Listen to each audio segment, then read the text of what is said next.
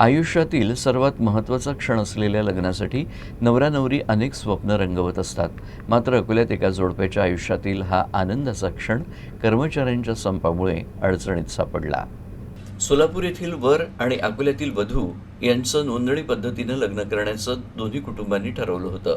त्यानुसार 21 एप्रिल या मुहूर्तासाठी अकोल्यातील नोंदणी कार्यालयात ऑनलाईन अर्जही सादर करण्यात आला होता. सर्व तयारी पूर्ण झाल्यानंतर वऱ्हाडी मंडळी मोठ्या उत्साहात कार्यालयात पोहोचली. मात्र त्या दिवशी सुरू असलेल्या कर्मचाऱ्यांच्या संपामुळे लग्नाची प्रक्रिया पार पडू शकली नाही. लग्नासाठी जमलेली मंडळी संबंधित अधीक्षकांकडे गेली असता आज लग्न होऊ शकत नाही एवढंच उत्तर मिळाल्यानं सर्वांचा हिरेमोड झाला. यानंतर नवरा नवरी आणि त्यांच्या कुटुंबियांनी अकोला जिल्हाधिकारी कार्यालयात धाव घेतली. नोंदणी विवाह पार पडण्यासाठी त्यांनी विविध अधिकाऱ्यांची भेट घेतली. अगदी जिल्हाधिकाऱ्यांनाही भेटण्याचा प्रयत्न केला, तरीही कोणताही तोडगा निघाला नाही आणि लग्नासाठी आलेल्या या जोडप्याला कार्यालयातच चकरा माराव्या लागल्या. एकीकडे शासनाकडून नोंदणी विवाहाला प्रोत्साहन देण्याचं आवाहन केलं जातं, तर दुसरीकडे ठरलेली तारीख असूनही केवळ संपामुळे लग्न होऊ शकत नसल्यानं या प्रक्रियेबाबत प्रश्नचिन्ह निर्माण झालंय.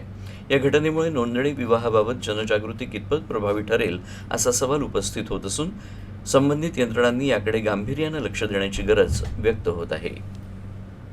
मी सोलापूर जिल्हा बार्शी गावावरून आलेलो आहे. तर माझा विवाह होता, पण आज संघटनेचा संप असल्यामुळे अडचणी बऱ्याचशा आलेल्या, त्यामुळे विवाह होऊ शकत नाहीये.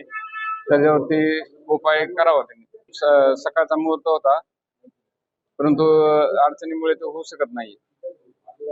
आज काही वेळेत झालं लग्न हो, उपविभागीय विवाह कार्यालयामध्ये आज सोलापूर येथून जे पाहुणे आले होते त्या विवाहासाठी, अकोल्याच्या घाटोळ कंपनीची मुलगी आहे आणि सोलापूरचे भावसार कंपनीमध्ये आहे त्यांचे ते मुलगा आहे. या दोघांनी आज इथे विवाहाचं ठरवलं होतं. आज आम्हाला तारीख दिली होती. या तारखेनुसार इथे आम्ही उपस्थित झालो, परंतु आज त्यांचा स्ट्राईक असल्यामुळे हा विवाह तुमचा होऊ शकत नाही अशा प्रकारची अधीक्षकांनी आम्हाला, उपसंचालकांनी, उपसहायकांनी आम्हाला माहिती दिली. त्यानुसार आम्ही कलेक्टर मॅडमकडे आलो.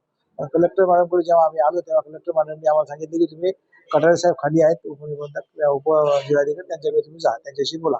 ते म्हटले की मला काय करायचं, मला काही माहित नाही, कारण मी त्याच्यात काहीच करू शकत नाही.